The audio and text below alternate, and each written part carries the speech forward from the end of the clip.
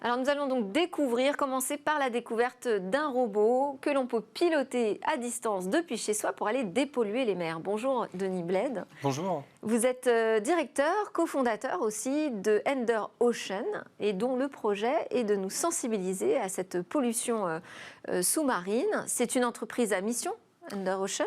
Tout à fait, c'est une entreprise à mission au sens de la loi Pacte.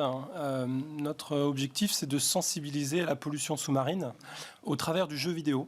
Donc Ender Ocean, en tant que tel, c'est un jeu vidéo qui se décompose en deux parties. Une première partie avec des niveaux logiciels, où vous allez pouvoir apprendre à piloter un robot sous-marin, se servir de la pince, monter, descendre, explorer des endroits, allumer les lumières, etc. Et puis, une fois que vous êtes bien formé sur ce jeu vidéo, vous avez possibilité de passer une certification qui va vous donner accès à un robot physique que vous allez pouvoir piloter depuis chez vous pour véritablement dépolluer les océans. Alors, pour piloter ce robot, donc tout peut se faire en ligne. On peut être vraiment dans son canapé. Il suffit d'avoir quoi? Une connexion Internet? Tout à fait. Juste une connexion Internet, votre PC, éventuellement une manette de jeu. Pour le moment, on est plutôt orienté clavier, mais on est en train de développer l'interface pour le piloter avec n'importe quelle manette de jeu.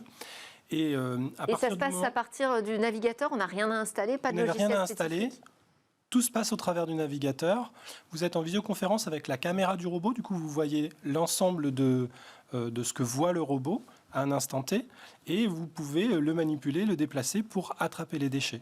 Une fois que vous avez attrapé un déchet, en fait, vous le ramenez sur un filet qui est suspendu à un bateau. Et quand le filet est plein, les personnes à bord remontent le filet pour envoyer tout ça au recyclage. Et on parle d'un vrai robot que vous avez commandé à une entreprise américaine.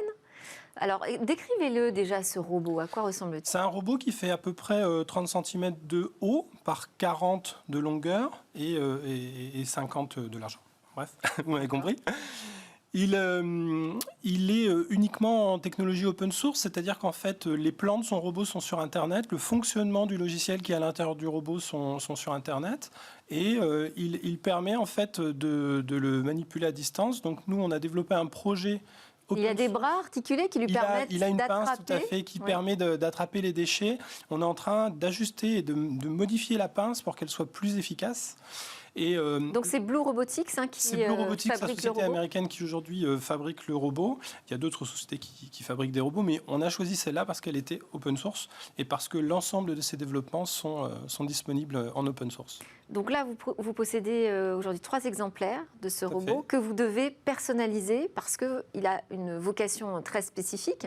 C'est qu'il doit être pilotable par le grand public finalement. Ça pose une complexité, j'imagine, pas des moindres. Donc, première chose, on va les renforcer un petit peu. On va faire attention qu'ils soient bien solides, le plus solide possible, qu'ils puissent être utilisés tous les jours parce que classiquement, ce type de robot est fait pour une utilisation modérée. Là, l'idée, ça va être vraiment qu'il fonctionne quasi en continu.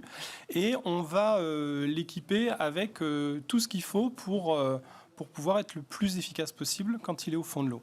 Et alors, vous insistiez sur le caractère open source de Blue Robotics et également sur Ender Ocean, qui fournit donc un logiciel libre pour ce pilotage.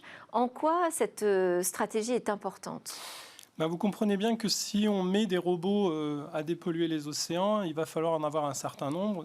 Les robots de Blue Robotics, aujourd'hui, il y en a un peu partout dans le monde. Nous, notre vision, c'est plutôt de fonctionner comme classiquement dans le monde du libre, c'est-à-dire de créer des communautés. Donc d'avoir des communautés de gamers qui vont fabriquer leurs propres robots et qui vont rejoindre en fait Ender Ocean et la plateforme pour mettre à disposition leurs robots. Donc aujourd'hui, on propose un certain nombre de choses. On propose notamment à des entreprises de nous subventionner pour faire rentrer un nouveau robot dans la flotte. Et on propose également, on met notre logiciel à disposition sur GitHub pour que les communautés puissent se constituer et mettre en place la technologie qui permet de piloter les robots à distance. Donc c'est un modèle totalement ouvert en termes d'implication. Ça veut dire que vous pensez que c'est grâce à ce modèle open source qu'on peut passer à l'échelle? Oui, tout à fait. C'est la vision. On se rend bien compte que si on a des millions de téléchargements du jeu logiciel, c'est-à-dire les premiers niveaux qui permettent de se former, on ne peut clairement pas avoir autant de robots pour satisfaire tous les joueurs qui voudront le piloter. Donc on est obligé de passer par un modèle où en fait on va s'appuyer sur des personnes qui ont déjà des robots pour pouvoir fonctionner. Évidemment, on souhaite, nous de notre côté, en avoir un maximum. On prévoit 15 robots pour l'année 2022 et environ 80 pour l'année 2023.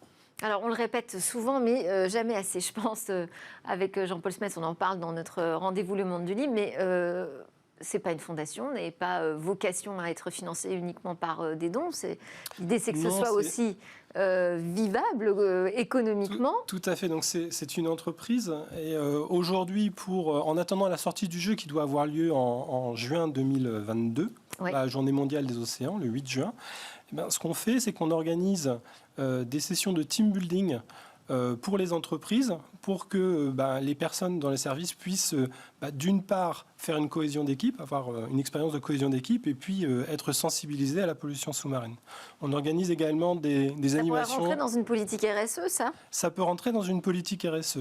L'objectif, pour nous, c'est d'aller plus loin dans les mois qui viennent et d'organiser des challenges où, en fait, on va avoir toute une entreprise qui va venir pour, finalement, faire une opération de dépollution dans une collectivité, c'est-à-dire dans un port, sur un littoral, à un endroit fixé à l'avance. Et évidemment, voilà, nous, on est là pour organiser tout ça. Ouais, pour avoir un réel impact, il faut effectivement que le modèle se multiplie. Donc là, vous nous avez parlé de la sortie officielle du jeu le 8 juin 2022. En attendant, donc vous pouvez développer des jeux en mode privé, on va dire, pour des entreprises qui souhaitent organiser des team building, donc des cohésions d'équipe au travers de la dépollution des océans. On peut aussi, moi j'ai vu sur votre site, on peut commencer à s'essayer au pilotage du robot. Oui, on a mis en ligne une simulation qui vient de Blue Robotics, il faut rendre à César ce qui appartient à César. Et ce qu'on a fait justement, c'est qu'on a mis en place le système qui permet de le piloter à distance. Donc c'est un simulateur qui présente un peu ce à quoi pourrait ressembler le jeu.